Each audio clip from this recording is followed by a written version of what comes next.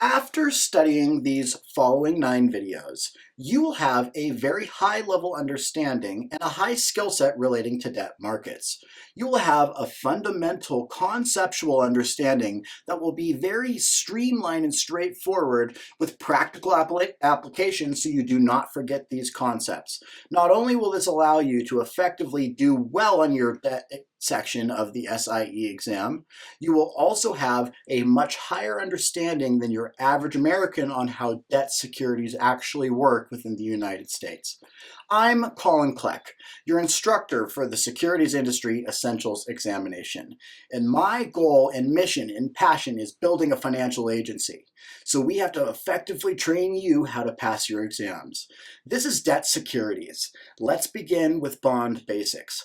When a person buys a bond, he or she is lending the issuer their money. How much money does the company want to borrow from you? Typically, it's $1,000 per bond. That $1,000 is also known as the par value of a bond. But there are 2 other terms that mean exactly the same thing. They're synonymous with par value, and those terms are principal and face value. Therefore, par value, principal, and face value all mean the same thing. They're all synonymous, and they all represent $1,000 on a bond. Now, you might have questions that say bonds have $5,000 par value. You know what that means? That means that the question is asking you about the equivalent of 5 bonds.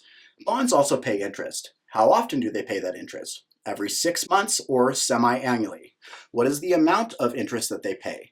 The annual interest amount is known as the bond's coupon rate, but there are also 2 other terms for the bond's coupon rate. Those terms are nominal yield and the bond's stated yield. Therefore, coupon rate, nominal yield, and stated yield are all synonyms.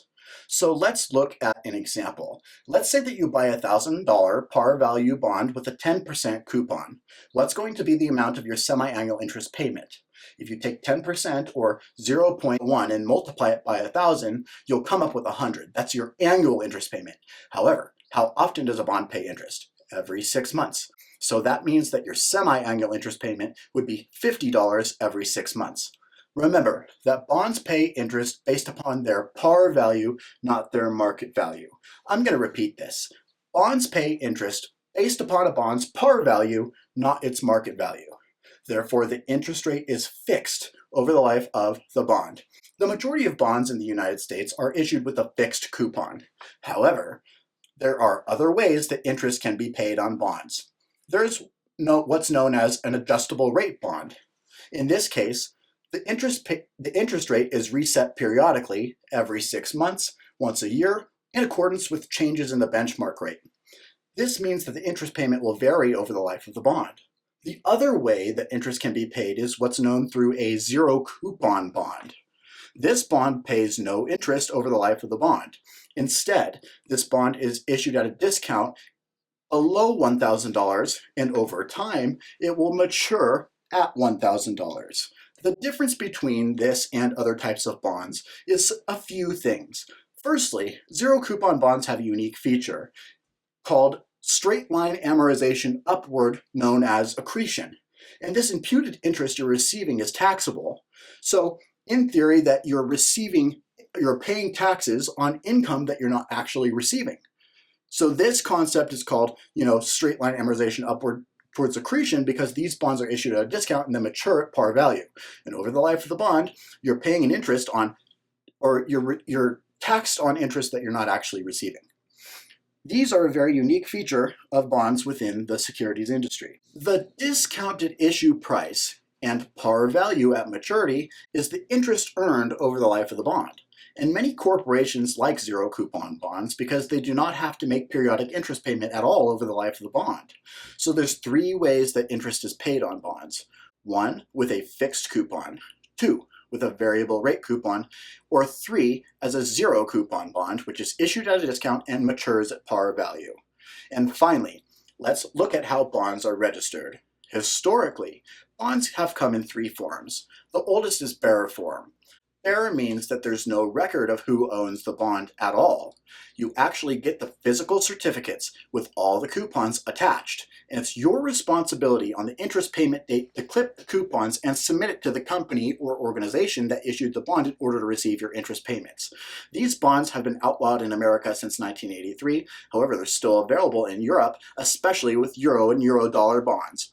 The next form a bond comes in is registered to principal only. This means that there's a registrar or transfer paying agent who knows who owns the bonds, but the bonds come with coupons attached, and you have to clip the coupons in order to get your periodic interest payments. In America now, all bonds are in the third form, which is fully registered. This means that a transfer agent, registrar, or paying agent has all the records of who owns those bonds, as well as the coupon rate and interest payment dates. You have to do nothing with a fully registered bond. The money is automatically transferred into your account.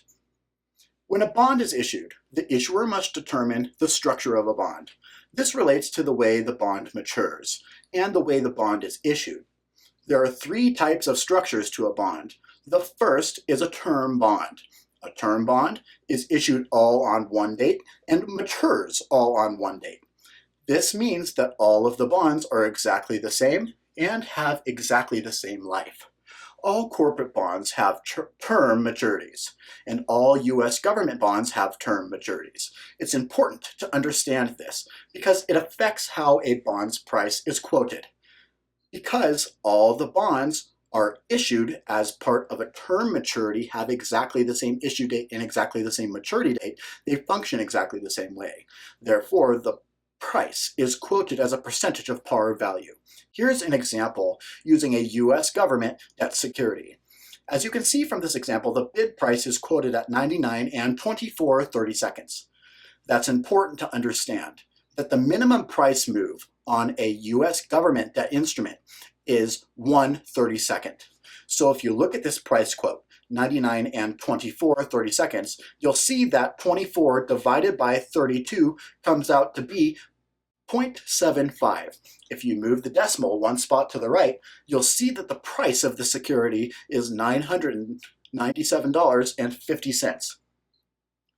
So it's very easy to see how this quote is a percentage of par value of the bond. Remember, U.S. government securities are quoted on a percentage of par value with a minimum price move of 1/32. Corporate bonds are also quoted as a percentage of par value. However, in this case, the minimum price move is 1/8. The second structure a bond can have is a serial maturity. In this case, the bond is issued all on one date, but then it matures over a sequence of years. So one bond has multiple maturity dates. You find that serial maturities are used primarily in municipal marketplaces.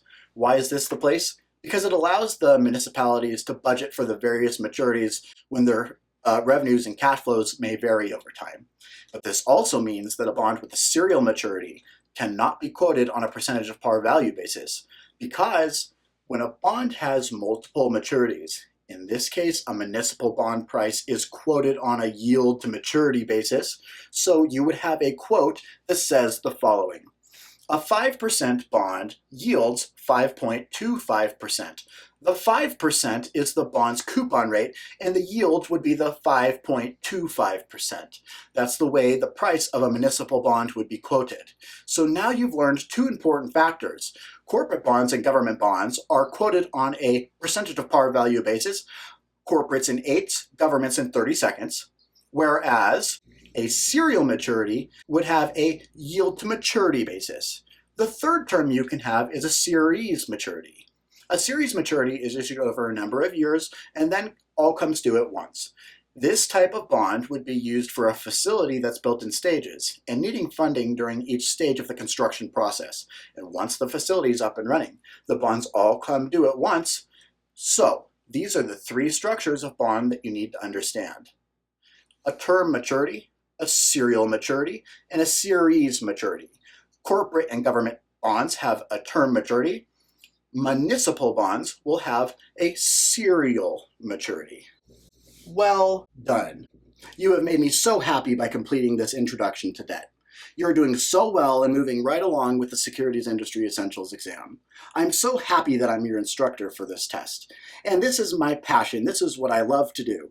So you watching this and having the ambition to get after this test and knock it out the way so you can go out there and help families after you either pass your Series 6 or 7 after this SIE is just incredible. And you should congratulate yourself, because you're taking a step to be an elite financial services representative that only a few people within the financial services industry have the licenses to do for people. Well done, warrior. I'll see you in the next video.